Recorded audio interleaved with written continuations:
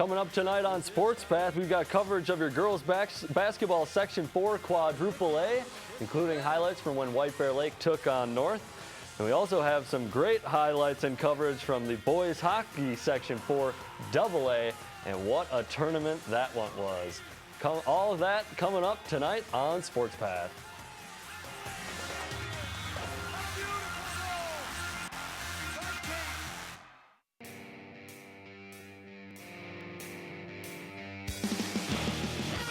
Ball finds the hole up the middle.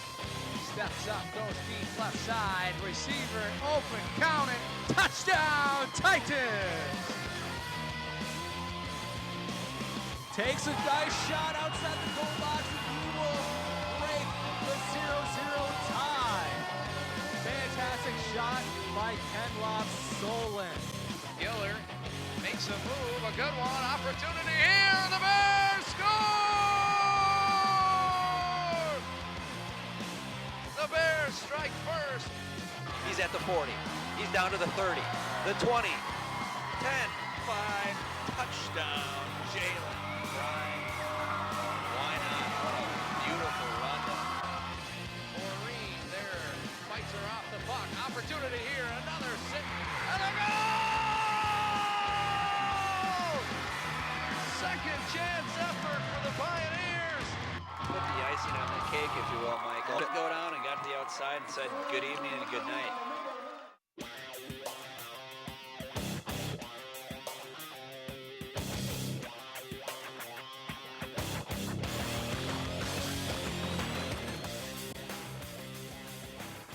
Hello and welcome to Sports Path, your Northeast Metro sports show focused on White Bear Lake, Mahtomedi, North, Tartan, and Hill Murray's athletic programs. Like always, we've got a great show for you.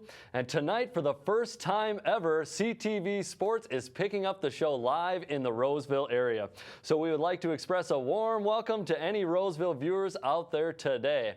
And like I said, we do have a great show. So let's get it started with our trivia question. Now, if you remember from the last Sports Path, we asked you the question, who was the last girls Hill Murray hockey player to win the Miss Hockey Award? Well, unfortunately, none of you answered correctly, and that correct answer is Hannah Brandt. Hannah was the winner of the 2012 Miss Hockey Award, and after graduating, she went on to play college hockey at the University of Minnesota and was recently selected as the second overall pick in the very first NWHL draft, and that is the prominent women's professional league in North America. But for this week, we'll switch it up and focus on basketball. And as you will find out later in the show, the North boys basketball team has advanced to the state tournament. Our trivia question this week is, when was the last time the North High School boys basketball team made it to the state tournament? Once again, that is, when was the last time the North High School boys basketball team made it to the state tournament? All you have to do to answer is go to the TV19 Sports Facebook page and comment on our most recent post about the trivia question. All right, well, moving on to the Fab Five girls basketball teams are now wrapped up for the regular season and are on to section tournament play. But we're going to take a peek at how those conference standings ended up after the regular season. You see in the Metro East, Hastings took it easily, going undefeated 14-0, but you see Hill Murray there at 8-6, making a nice late season run to end up third. Mahtomedi right behind them at 7-7, and then Tartan at 6-8, and then North all the way at the bottom at 2-12. And then switching over to the Suburban East, you see White Bear Lake taking home that Suburban East crown with a 15-1 conference record and a 20-7 record overall. So after peeking at those standings, we're going to get into the sections, which have already started. And Mahtomedi actually hosted Hill Murray in a first-round matchup in this kind of odd 7-team section. You see Como Park getting that bye. Hill Murray won 59-43, and only 5 Pioneers registered stats. Sammy Schneider led the way with 19 points, and freshman Delaney Runyon also dropped 17. But you see Hill Murray's run was cut short in the semis by top seed St. Paul Como Park, 82-76. Sammy Schneider led the way for the Pioneers once again with 31 points. And Hill looked pretty good against the number 1 seed, only trailing by 1 at the half, but ended up losing by 6. So in Section 4 AAA, St. Paul Como Park will go on to play the 3C De La Salle in the championship game, and that is tomorrow night at 7 p.m. at St. Paul Washington High School. And then now looking at Section 4 Quadruple A, we see the rest of our Fab 5 schools representative, and everything looks all good for White Bear Lake at the top.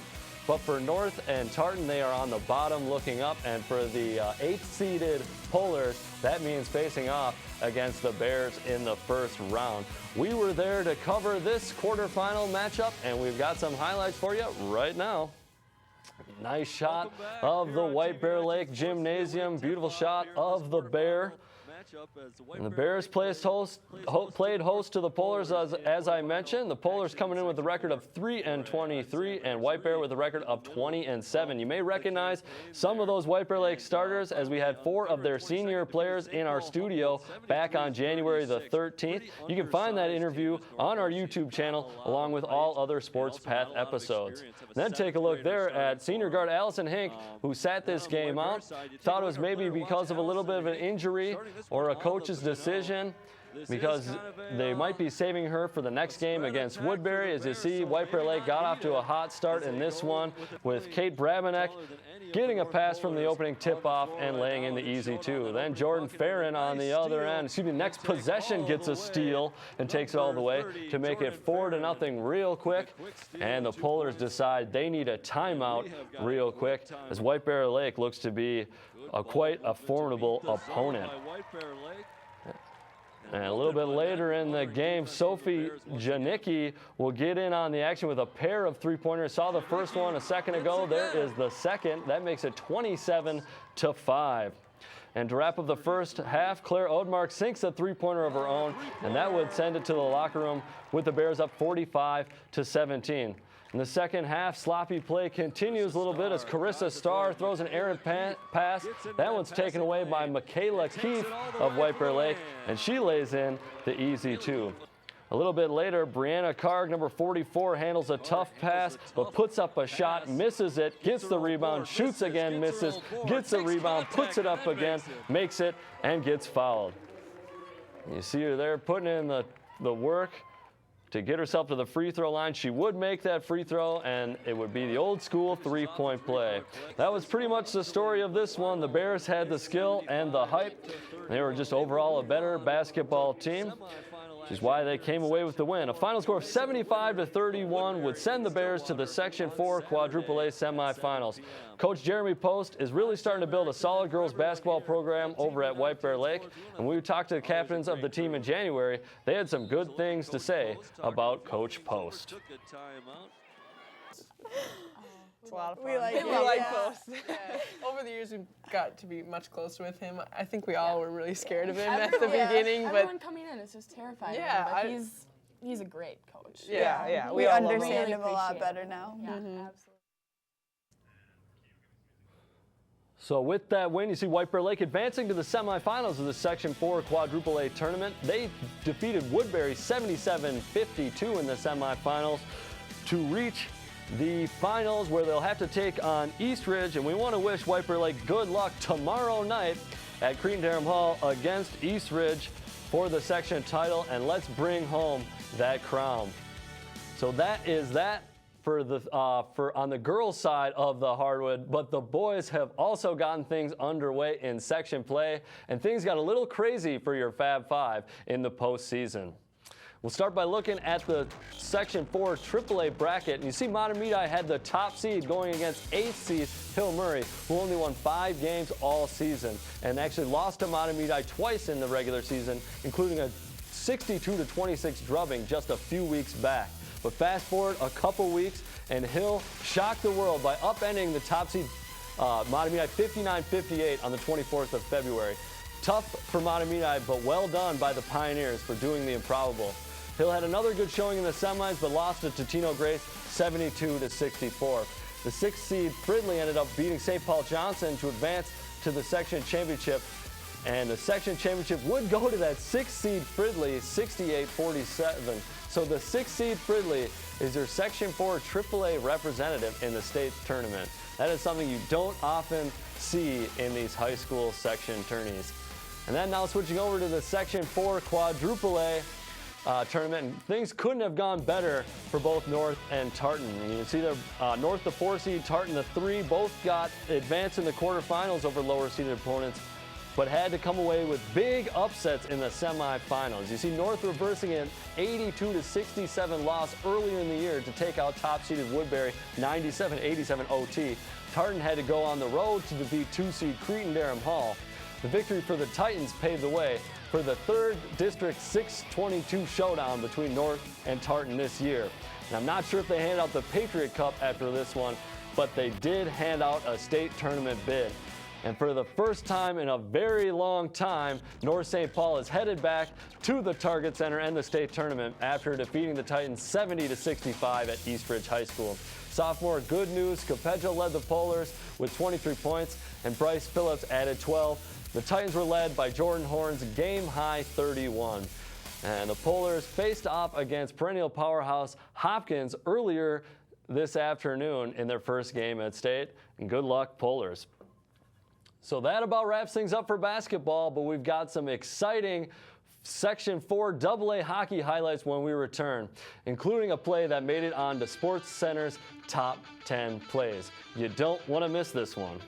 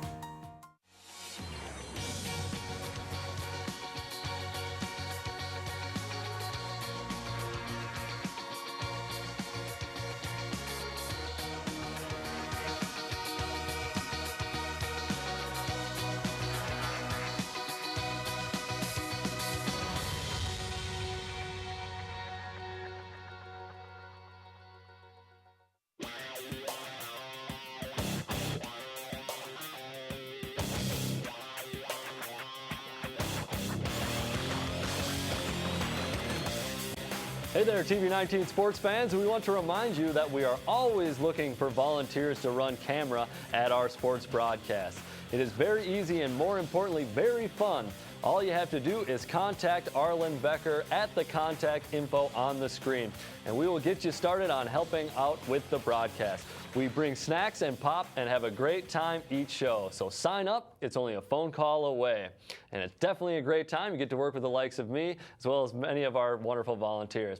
And welcome back. I am me, and that is Sam Erickson. And as I mentioned before the break, we've got great highlights from this year's Section 4 AA Boys Hockey Tournament. But before we get to those, we want to remind you of our trivia question for tonight's show.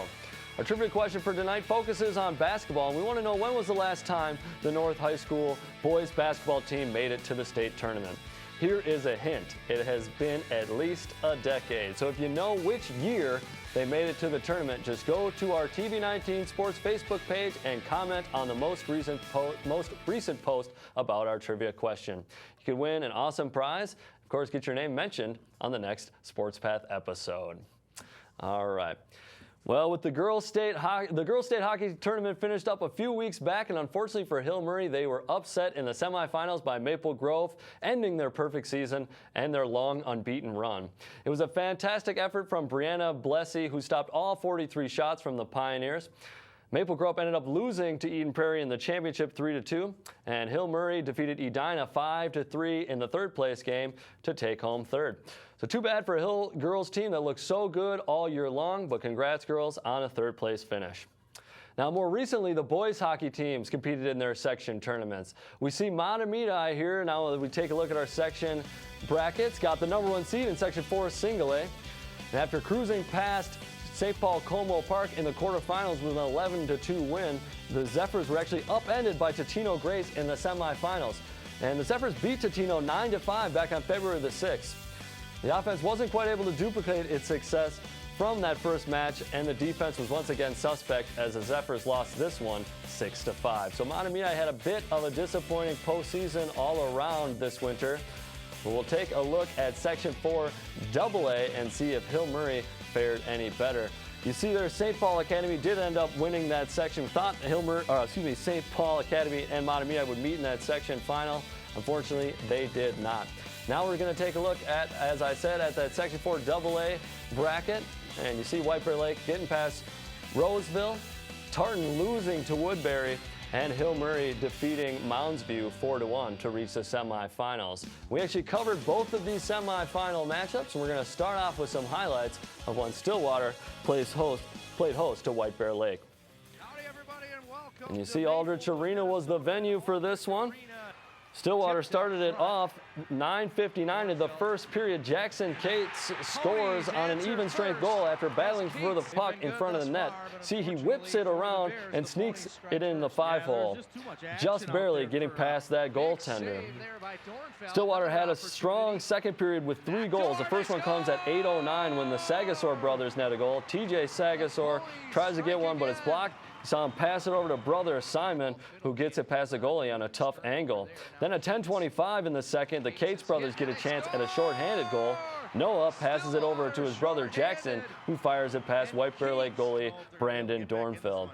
Then, with the puck trapped against the boards behind the goalie, Noah Cates eventually skates out with it and flips it up over the goalie's leg to net another goal. You saw it there. Jackson Cates got credited with the assist. So a lot of brotherly love in this one. And although White Bear Lake tied Stillwater during the regular season, they had their hands full, and this one losing 4-0. White Bear ended their season with a record of 11-15-1, and many of White Bear Lake's leading scorers will be graduating this year, so it should be interesting to see how they fare next season. You see Stillwater goalie there, Josh Benson, recorded his 3rd shutout of the season, stopping all 16 shots White Bear Lake threw at him. So that was how Stillwater got their way into the section championship. Now we'll take a look at Hill Murray hosting Woodbury. And that also happened at Aldrich Arena. Now, despite having a regular season record below 500, Woodbury would actually get on the board first as Adam Albright tallies an even strength goal off a rebound. This one actually came pretty late in the first period at 15:46. So the Woodbury Royals would take a 1-0 lead into the first intermission. Hill Murray would get a goal for themselves after a turnover in the second period. Weston Neubauer has an angle and fires one past goalie Lucas Orff to make it 1-1. You see the celebrations on after that as Hill Murray gets onto the board. Then at 7:58 in the second period, number 17, Sean Ryan, fires one towards the goal. There was quite a crowd in front of the net. The puck deflects off a stick and sinks in past the goalie over his shoulder. With so much traffic in front of the net, there was no way he could see that coming. You kind of see it there. Takes a deflection, sort of butterflies over his shoulder and falls into the back of the net. And that makes it Hill Murray 2-1. A couple minutes later, there's a scramble in front of net. Marco Reifenberger sees the puck and takes it out around for a better look at goal. Rockets it right past the goalie. And you see there, Orff didn't have much of a chance to recover after the scramble in front of net. 3-1 Hill Murray. Then Hill makes it 4-1 as Sean Ryan fires another one in. You see Dylan Mills crossing in front of the net. Quite a skillful touch onto that one to make it 4-1 going into the second intermission. And now into the third period. About 5 minutes left in the game. Goalie Jake Begley for the Pioneers gets a little sloppy as he clears the puck out towards a Woodbury player. And Jared Markuson centers it right back to Choparov, who knocks it in for the Royals. And they are right back into this one, only down 4-2. So Captain Sasha Choparov, number 9 there, getting the goal. But late on in this one, Woodbury on the power play pulled their goalies.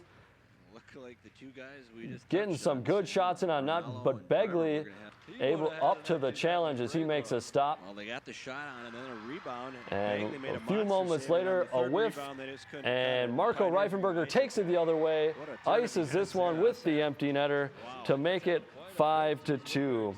So Pioneers would advance to the championship game to play Stillwater, and we talked to number 17, Sean Ryan, to find out what their plan was coming into this one against the Woodbury Royals.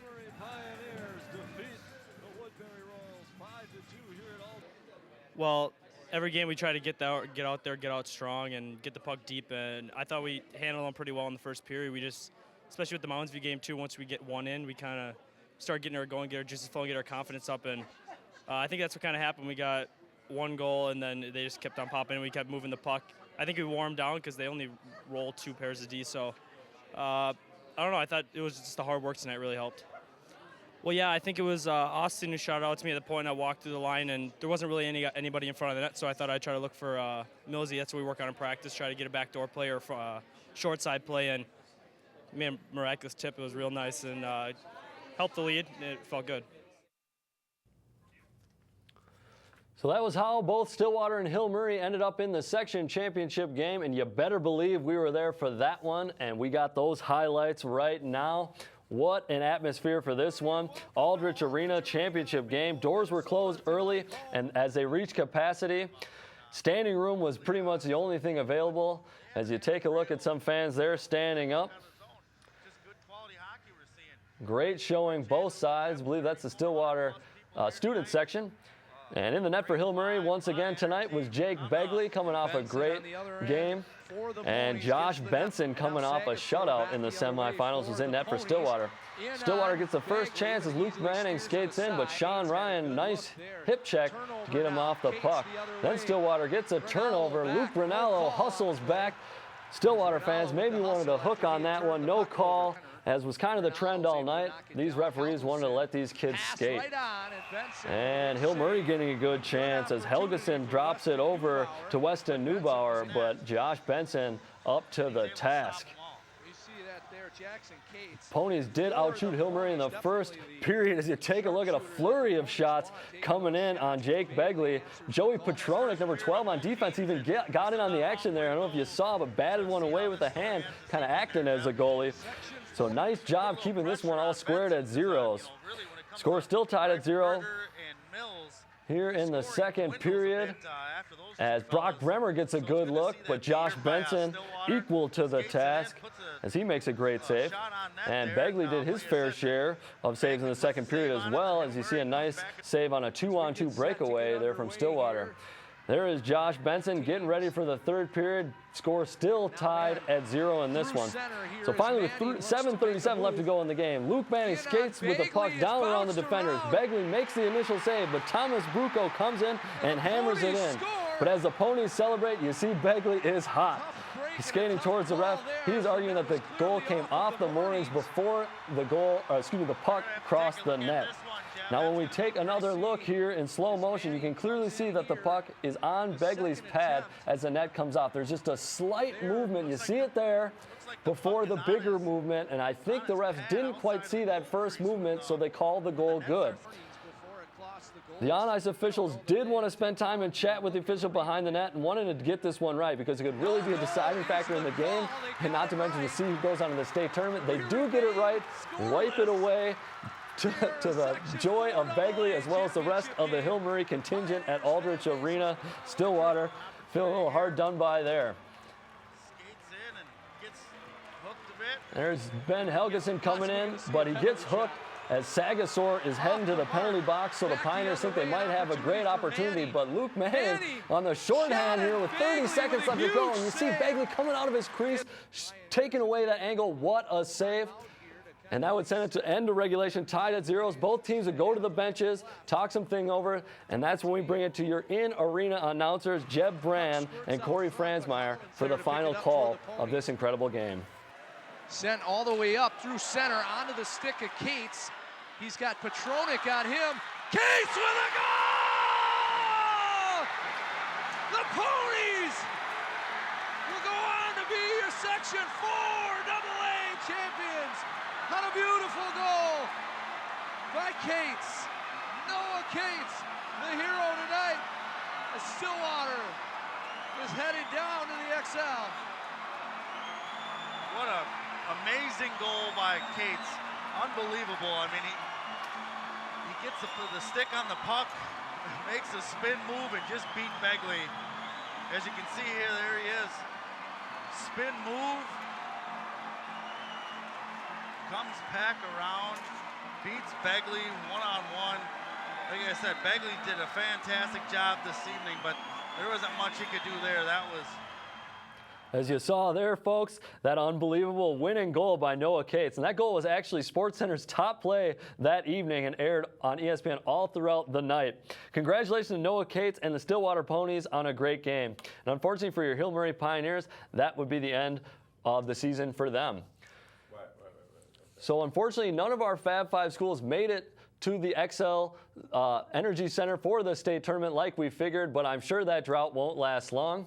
Hermantown won the Class A state title, reaching their 7th consecutive championship game, winning it all after losing the previous 6. So nice job, Hawks. And in AA, Wayzata upset Stillwater in the semis and got a win against fellow Lake Conference opponent Eden Prairie in the championship game. And that is the Wayzata Trojans' first ever state title in boys hockey. So, well, that about does it for hockey. We will revisit our trivia question and catch up with a Fab 5 favorite wrestler and let you know about some upcoming broadcasts after the break. Don't go anywhere.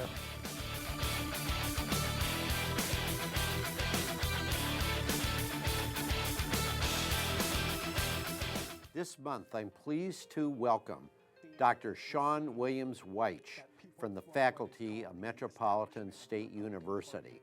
Dr. Williams and I will discuss the 2016 presidential primary election, specifically the insurgency of Donald Trump and, to a lesser extent, Senator Bernie Sanders. All of this on Your Business Matters.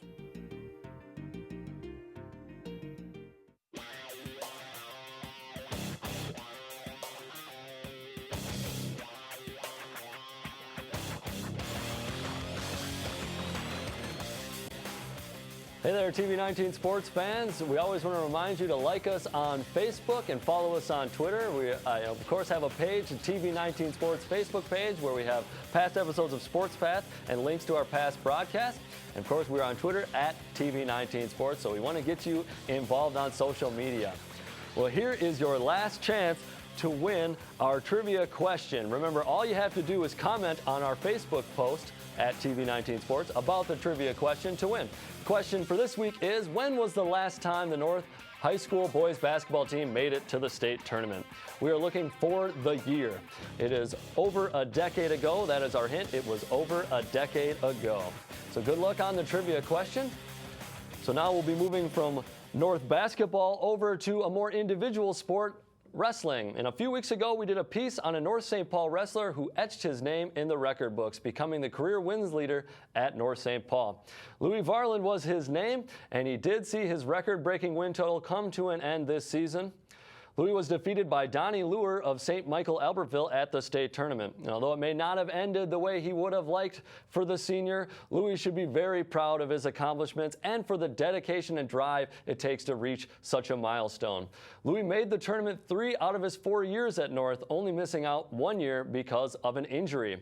And Louis is a multi-sport athlete at North, so we here at TV19 Sports look forward to seeing Louis on the diamond this spring for the Polar baseball squad. And we wish him luck in the future as Louis has decided to play ball at Concordia St. Paul next year.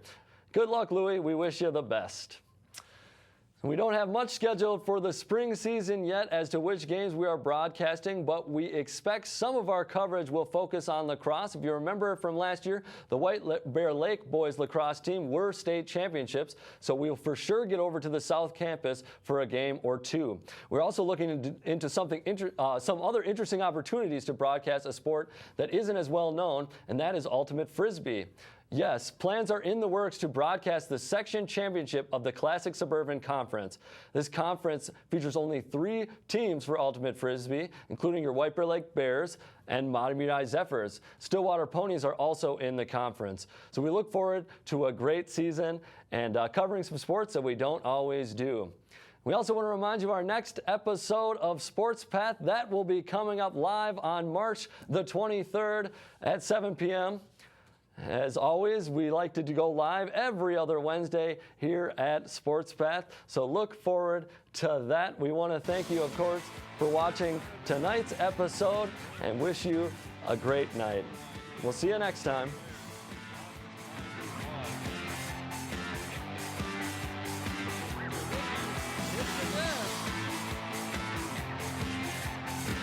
Vaguely, it bounced around. Ponies score!